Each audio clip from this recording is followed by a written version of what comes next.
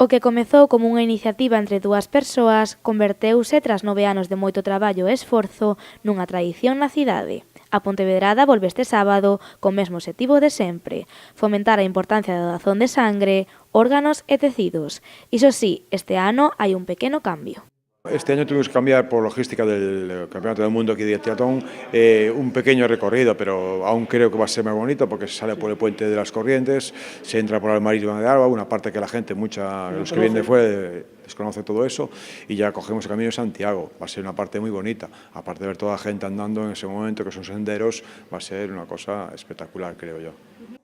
A marcha nocturna levase celebrando 9 anos e sempre o mesmo día, o 27 de abril. Con isto a Sampo quere reflectir que pase o que pase, a doazón é imprescindible.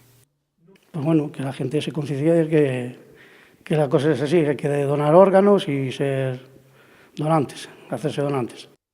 Ao longo do ano, a Asociación Pontevedresa organiza diversas actividades co único obxectivo de que a xente se converta en doante.